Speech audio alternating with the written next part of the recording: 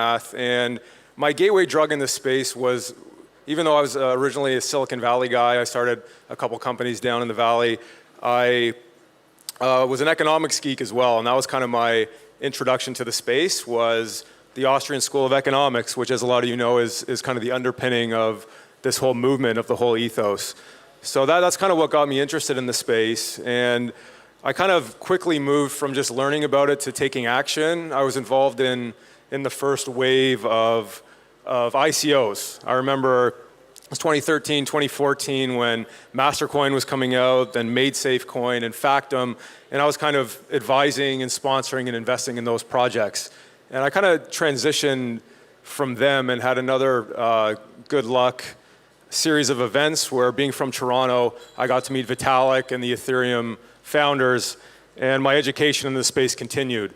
And after advising and sponsoring that project, it allowed me to give back, and I started investing in kind of the infrastructure layers of the early equity businesses like Shapeshift.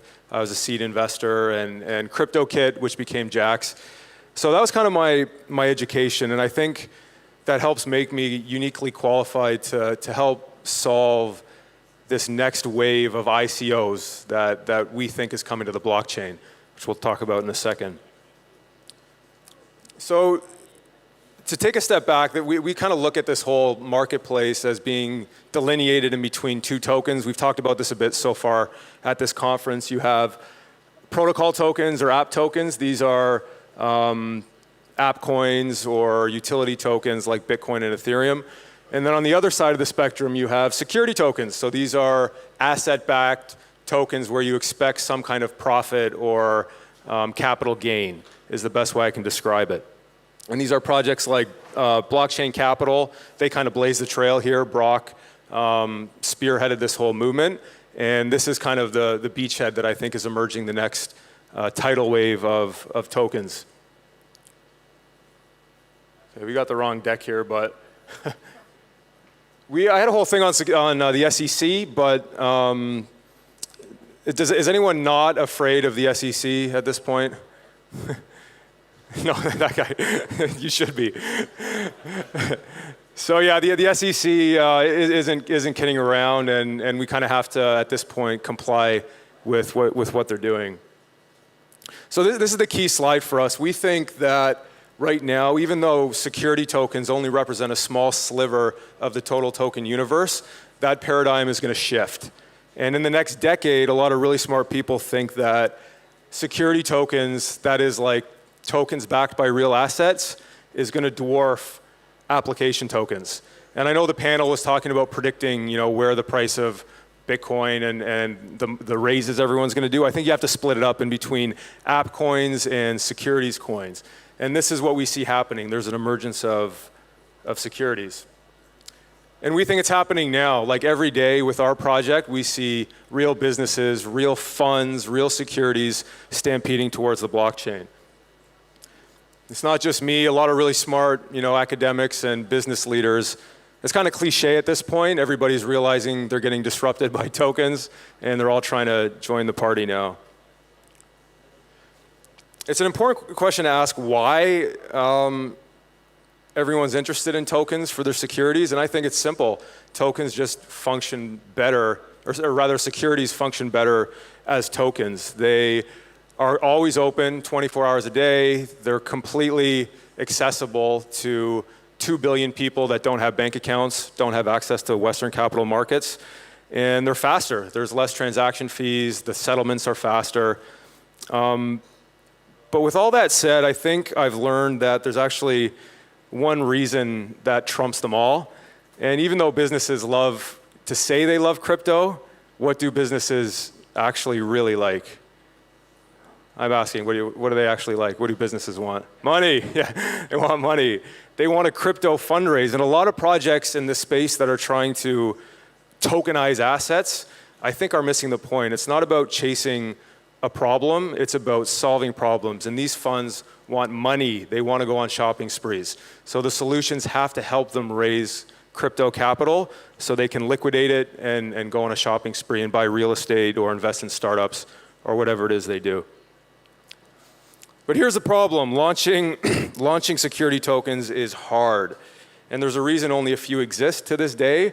It is a painstakingly, excruciatingly difficult process. There's the tech challenge of getting a functioning security token that acts like a security. There's the legal challenge of getting it compliant in correct jurisdictions and global regulatory bodies around the world. And then even when you solve those two problems, you have the biggest problem of all that I'm sure Brock would back me up is how the hell do you get liquidity on your security token when no exchanges want you to get listed? That's the big hairy problem, is that even if you launch the best securities token on planet Earth, no one's going to list you, you're a zombie coin. How can you overcome that? So I tried to launch a securities token. This was the genesis of Polymath, and it was the hardest thing I've ever tried to do. And it made me realize that we were probably solving the wrong problem, that instead of like launching a micro private equity fund that I was running at the time, maybe we should transition into building a platform that makes it easy for the next 10,000 security token projects to launch on top of. And that was the genesis of Polymath. And Polymath is really a one-stop shop for securities token. We help with the technical challenge of launching a compliant security token. We help with the legal structuring.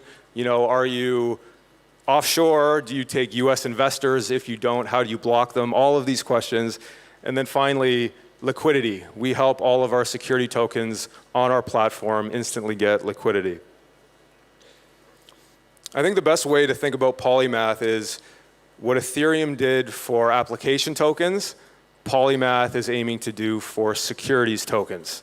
I know Vitalik, and he wasn't passionate about helping businesses make money. And that's what we're passionate about. And we're trying to figure out how to extend Ethereum to make it more usable for non-technical businesses and funds to launch projects on top of. We're also launching our own standard, which means if you're a Polymath issuer launching on the platform, we confine you to have fair token mechanics and fair allocations and fair vesting schedules.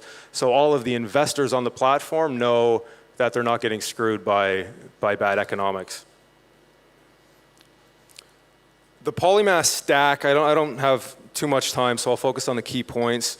The bottom two layers, 3 and 4, are what we're really excited about.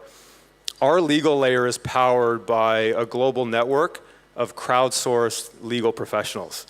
We like to call it GitHub for lawyers, and it's pretty much the same concept where through our token incentivization model, legal professionals from around the world are incentivized to commit statutes and updated laws to our repository. So in effect, we have this evolving, growing, breathing legal database so all of our issuers can benefit from the crowd. Our exchange layer is broken down into 2 components. We have in the works our own securities token only exchange. We'll be the first security tokens only exchange on the planet. And the reason we're uniquely qualified to solve this hard problem is because we have all the data. We know of all of our investors, we know all of our issuers, and we can use that data to build a walled garden and whitelist and blacklist certain Ether addresses to make it regulated by the right people. The token itself plays a very vital role in this process. The Polymath token incentivizes all of our stakeholders to come to the same goal. This is a big, hairy problem that we're trying to solve, and we need a lot of smart stakeholders to work together.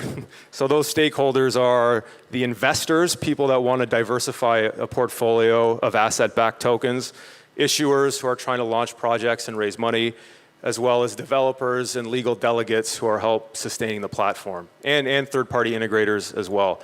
So we're all trying to get everybody aligned, and that's why our token is so important.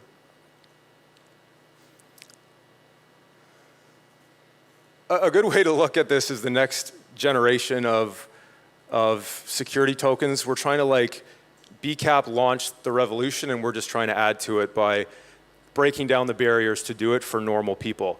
Guys like Brock and the Stevens brothers who blazed the trail have lots of resources and lots of skills available, and we're trying to make it even easier for average people to launch securities tokens as well.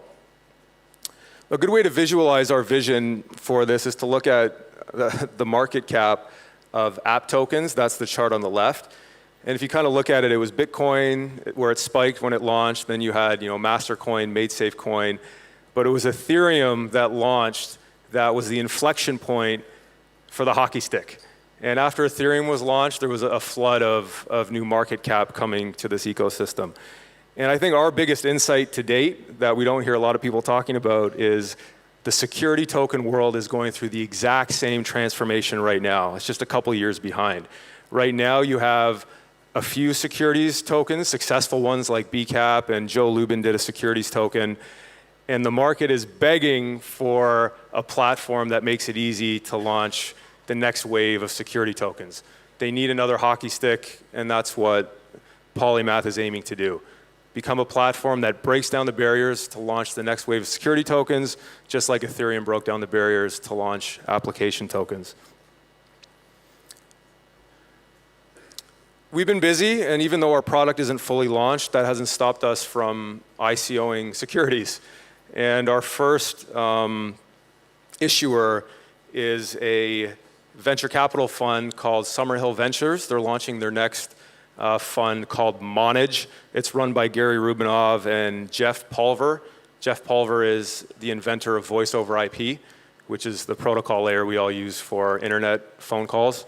And Gary is the #1 VC in Canada based on performance in the last 10 years. They've announced they're raising a $65 million fund, all from their own LPs, so this is no crypto money needed. And they're launching it on Polymath. So we're really excited to announce them as our first partner. And I've also strategically picked other verticals, other types of securities to launch so we can show the world that it's not just funds or VCs that the Polymath platform can launch. We're also doing a real estate investment trust, a private equity company, and a royalty exchange company called royaltyexchange.com, which is a 9-figure venture-backed music royalty business. Definitely got the wrong deck here. That's a little bit more on me I was going to talk about earlier. Some of the partners I want to acknowledge for helping us on our journey so far. Chris Hauser, my co-founder. He's one of a top lawyer from Toronto who got the crypto bug and has been doing profitable crypto initiatives for the last half a decade. We've also worked with Stan from formerly Argon Group. He was the CEO and he helped launch BCAP, the first securities token. So he was instrumental in the first wave of Polymath and help architecting it. We're also working with Perkins Coie, which is kind of the high-powered crypto law firm. We're working with the top group within Perkins Coie. They've actually supported our project by purchasing the token as well. And our advisors, that list is a little outdated, but guys like Anthony Diorio, you'll see Ethereum kind of sprinkled all over our project because of my relationships with them and how much we believe in the technology. We're very thankful for kind of Eric Voorhees from Shapeshift, who supported the project.